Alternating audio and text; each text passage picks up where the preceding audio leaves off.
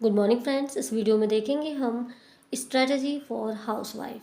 जिन लड़कियों के पास या फिर जो होमवर्क लड़के भी होते हैं या फिर कोई अदर जॉब करते हैं उनके पास टाइम नहीं होता, वो कैसे कम समय में अपनी टीजीटी की तैयारी कर सकते हैं, तो वो देखते हैं हम इस छोटे से वीडियो में।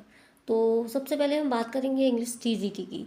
पीजीटी नहीं है यहाँ पे, केवल टीजीटी है। और फ्रेंड्स, सबसे पहले हम देखते हैं इसके सिलेबस में कितने राइटर्स आते हैं। तो टीजीटी में सबको पता है कि 4 राइटर्स हैं हमारे, उसे हम राइटर या ऑथर्स बोलेंगे। और इसमें हम राइटर्स और ऑथर्स के बारे में क्या पढ़ते हैं, तो सबसे पहले हम पढ़ते हैं उनकी बायोग्राफी और वर्क्स। ठीक है, उसके बाद हम देखेंगे समरी या फिर मेन पॉइंट्स बोल सकते हैं आप, या फिर कैरेक्टर्स में है, मेन लाइंस हैं और कोटेशंस हैं, और एक क्रिटिसिज्म का पॉइंट आता है यहाँ पे। तो हम ऑथर्स के बारे में केवल ये 4-5 चीज़ें ही पढ़ते हैं। सबसे पहले हम पढ़ेंगे बायोग्राफी और उनके वर्क्स क्या क्या होते हैं, फिर उनकी समरी या फिर मेन पॉइंट्स ले लीजिए, फिर उनके जो वर्क्स होते हैं उनमें कैरेक्टर्स पढ़ते हैं जो मेन कैरेक्टर होते हैं, और उनकी मेन लाइन्स या फिर आप कोटेशन बोल सकते हैं, या फिर एक अलग चीज़ होती है क्रिटिसिज्म। जैसे कि अगर शेक्सपियर है तो शेक्सपियर के बारे में किस किस राइटर ने क्या क्या बोला है, वो चीज़ आ जाती है आपकी क्रिटिसिज्म में। तो केवल ये 4 चीज़ें हैं आपकी लिटरेचर में, जो कि हम इंग्लिश टीजीटी के राइटर और ऑथर के बारे में पढ़ेंगे। मोस्टली 5-6 चीज़ें हैं। तो कैसे पढ़ेंगे ये मैंने डिसाइड किया है, और ये मेरा रूल्स है या फिर ये मेरी स्ट्रेटजी है, आप अपना हिसाब से देख सकते हैं। तो हम सबसे पहले डे 1 में पढ़ेंगे। डे 1 में क्या पढ़ेंगे? पहले पढ़ेंगे हम बायोग्राफी और क्रिटिसिज्म, ये 2 चीज़ें पढ़ेंगे।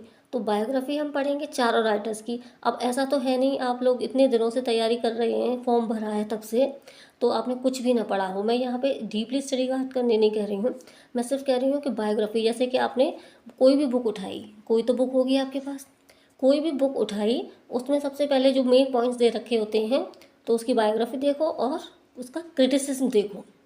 बीच में कुछ नहीं देखना है आपको, ना वर्क देखना है ना कुछ देखना है। डे 1 में क्या करना है? बायोग्राफी और क्रिटिसिज्म। फिर डे 2 में आता है आपका वर्क्स और कोटेशंस।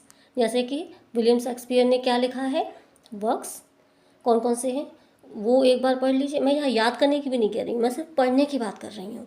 और ये हमारी 100 दिन की स्ट्रेटजी होगी, ठीक है। तो सिर्फ पढ़ना है, याद नहीं करना है। फिर उसमें हम वर्क्स देखेंगे सेकेंड डे में, और कोटेशंस देखेंगे। उसके बाद आता है हमारा डे 3। डे 3 में हम फिर से अपनी वही समरी या मेन पॉइंट्स पढ़ेंगे और मेन कैरेक्टर्स पढ़ेंगे। जैसे कि जूलियट में कौन कौन कैरेक्टर हैं, हैमलेट में कौन कौन कैरेक्टर हैं, ये सब मतलब चारों राइटर्स की, केवल एक के नहीं, चारों राइटर्स की। और यहाँ पे आपको 5-6 घंटे तो निकाल ही लोगे आप आराम से, क्योंकि सर्दी का टाइम है, तो रात में आप अपना टाइम निकाल सकते हो आराम से, दिन में चाहे मिले या ना मिले। फिर देखेंगे हम ग्रामर का पोर्शन उन्हीं डे में, ठीक है। तो सबसे पहले आएगा डे 1। यहाँ पे इन तीनों में हम ग्रामर नहीं करेंगे। 6 दिन होते हैं, ये 8 दिन की स्ट्रेटजी है। तो 3 दिन हमने ये ले लिया और 3 दिन ले लिया हमने ग्रामर को। तो डे 1 में होगा आपका सबसे पहले 50 वर्ड्स देखेंगे हम स्पेलिंग्स के, फिर 50 वर्ड्स एंटोनिम्स के, 50 वर्ड सिनोनिम्स के, और 50 वर्ड वन वर्ड सब्स्टिट्यूशन के, ठीक है। फिर नेक्स्ट आते हैं हम इडियम्स एंड फ्रेजेस पे। 1 पैसेज फ्रॉम प्रैक्टिस सेट, ठीक है, ये हम बाद में देखेंगे। फिर आपका आता है डे 2। डे 2 में देखना है हमें पार्ट्स ऑफ स्पीच। उसमें कौन कौन से देखेंगे? नाउन, प्रोनाउन, आर्टिकल्स, पंक्चुएशन और टेंसेस। ये 4-5 चीज़ें हमें डे 2 में देखनी है। और फिर डे 3 होता है spot the errors, figure of speech. Figure of speech आपके बहुत कम है तो हो जाएगा, और प्रीपोजिशन यूसेज, ठीक है।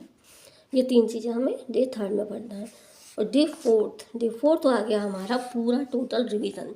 जैसे कि यहाँ देखेंगे हम स्टार्ट करेंगे, जैसे कि आज संडे है तो संडे, मंडे, ट्यूसडे, फिर आ गया आपका वेडनेसडे, थर्सडे और फ्राइडे, ठीक है।